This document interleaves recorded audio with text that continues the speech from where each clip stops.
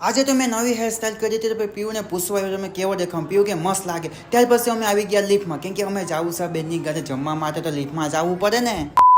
તો હે ગાઈસ બધા કેમ છો બધા મજામાં હશો સો ગાઈસ આજે તો ગરમી બહુ જ થતી હતી એટલે મેં 5 વાગ્યામાં જ નાહી લીધું તમે વિચારતો કે 5 વાગ્યા મારે સવાર નાહ્યો હતો પણ પાછો નાહી લીધું કેમ કે ગરમી જ બહુ થાય અને આજે આપણે કંઈક નવું કર્યું એ બી આપણી હેરસ્ટાઈલના જો ગાઈસ મેં પહેલી વાર આ હેરસ્ટાઈલ કરી પણ કંઈ શૂટ જ નહીં કરતી હતી મારી ઉપર અને મેં વિચારતો હતો કે હારા આવી હેરસ્ટાઈલ કરવાથી કોઈ મને જોશે બી નહીં તે છતાંય પણ મેં આ હેરસ્ટાઈલ કરી જ નાખી કેમ કે મને શૂટ કરે કે નહીં કરે આપણે પીયુ સાથે વાત કરશું હવે ત્યાર પછી પીયુ પાસે મેં આવ્યો અને મેં પીયુને કીધું કે પીયુ આજે આપણે ક્યાં જવાનું છે તો પીયુ કે મને શું ખબર તમને ખબર હે ને ત્યારે જ મને યાદ આવ્યું કે આજે તો મારે જવાનું છે બેનની ઘરે જમવા એ બી સાંજનું જમવાનું છે તો મેં તો રેડી થઈ ગયો હતો અને પીયુ રેડી થવાની બાકી હતી મારા વાળ કેવા લાગે હે પીયુ પીયુ એ આ બાજુ ને આ બાજુ ને આ બાજુ ને પણ મારા વાળ કેવા લાગે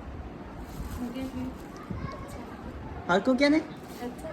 પીયુએ તો મને કહી દીધું કે તમને આ હેરસ્ટાઈલ મસ્ત લાગે મેં કીધું મને તો મસ્ત લાગતી જ છે પણ મેં શું કરું પણ મને નથી ગમતા ત્યાર પછી અમે જવા માટે રેડી થઈ ગયા અને અમે નીકળી ગયા બેનની ઘરે જવા માટે જમવા કેમ કે સાંજનું જમવાનું હતું અને પછી અમે પહોંચી ગયા હતા બેનની ઘરે અને ત્યાં નીચે પોતાની સાથે અમે વાત જોતા હતા લિફ્ટની કેમ કે લિફ્ટ આવવામાં થોડીક વાર લાગતી હતી અને ભાઈ લોકો તો બધા જોતા હતા બોર્ડ પર નામ લખ્યું એ કોનું નામ છે તે ત્યાર પછી ફાઇનલી લિફ્ટ આવી ગઈ અને અમે લિફ્ટમાં બધા ઘૂસી ગયા એક સાથે મેં પીયુને પૂછ્યું કે તને લિફ્ટમાં જવા માટે બીક લાગતી તો નથી ને પીયુ કે મને નહીં તમને લાગતી હશે તો મેં પીયુને કહી દીધું કે મને બીક લાગતી જ નથી લીફમાં અને મને તો મજા આવે ત્યાર પછી ભાઈ તો કપડાં સાફ કરતો હતો અને આજે તો આપણે અહીં જ ઉભા રહી ગયા તો ચાલો ગાઈસ મળશું નેક્સ્ટ વ્લોગમાં બાય બાય